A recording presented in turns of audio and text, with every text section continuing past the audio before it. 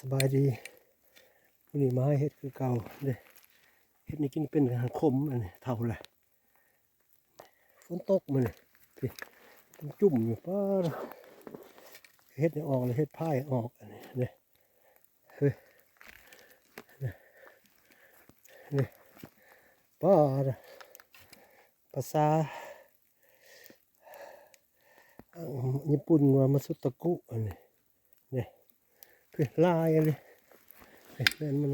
นี่ยเฮ็ดเผิงบ้านเฮานะฝนตกมันสบายอย่างนะคักบ่เฮ็ดพายมีแต่บานเลยเบิ่งตัวนี้ก่อนพายเฮ้พายกันลูก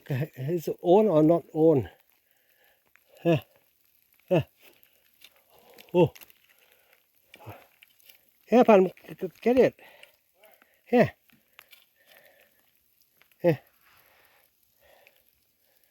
ตัวนี้กินก็เป็นอันนี้น่าเข่าเลย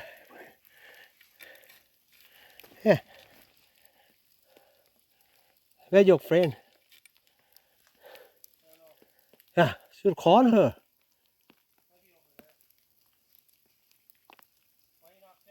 No. Yeah. Maybe oh. No. Yeah. You look at the car. I know what to pick. Yeah. Oh, not bad. Huh? Bad, I guess. Look at.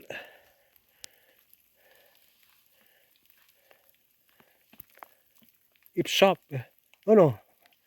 No. Yeah, this one too. Where's your friend? Oh, okay. I know that.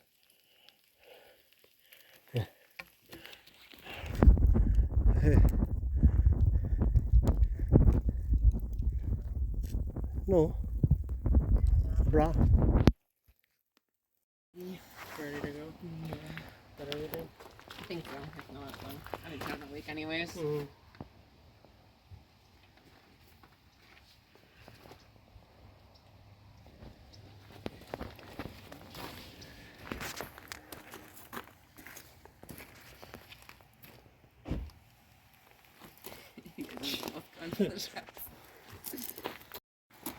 Hello.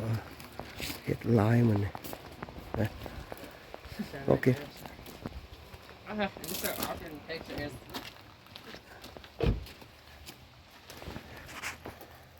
อันนี้มาเก็บเห็ดมันนี่เนี่ยฝรั่งเฒ่าตัวนี้ก็มาได้ปีนี้ได้เด้อเบิ่งเด้อคนเด้อฮะ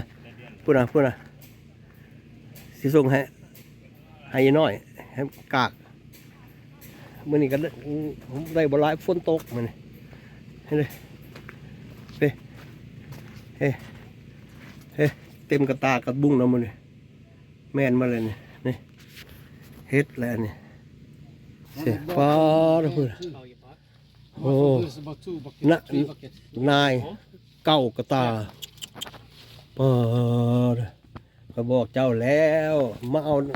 าน้ำเฮ็ดยังเฮ็ดบานเฮ็ดบ่บาน เอาไปเสื้อเลยเสื้อเอาไล่ไปได้ ทุกคนนะบ้าเยอะตัวนี้ จิตผู้จักพิกเกอร์บ้าเยอะไปเนี่ย เบอร์ไหนนี่ยายเห็น เป็นเบอร์ 1อยู่เลย โชคดีบ้านเขาเขาบีบเอาตามันมาเป็นยังไงล่ะยาย มัน โซ่เลย มา อยู่ มา มันไหม้มันโดนไปไล่มือเราไปได้เด้อ คันมันใหม่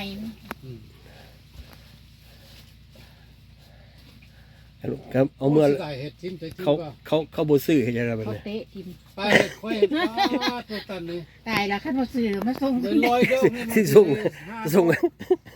นี่เด้เบอร์ไหนเนี่ย เบิ่งมันก็เป็นอย่างเบอร์2แล้ว เบอร์2ตะไคร้ไปโลดบ่ได้เฮ็ดมื้อเนี่ย ได้หยังล่ะฮะ บังดูข้าไปหลงกันอยู่ สวนชู่อันนี้ใบเยอะโอ้เลยเพื่อ วันน่ะเจ็ดข้าวบ่แดด สบายดีตอนเช้าเมื่อยเมื่อคืนเลย เนี่ยเฮ็ดเนี่ยเรือขายราคาน้ำมันลดซื้อๆหรอกบริวางเพื่อดอกนี่ใหญ่ป่ะเจ้าเนี่ยเนี่ยแกงหมกตัวเดียวก็ได้นะเนี่ยก็ดอกเนี่ยเนี่ยโคตรใหญ่อันนี้เฮ้ยหม้อนี่อีก3 ดอกนะแกงโอ้เฮ็ดอันนี้หันตาม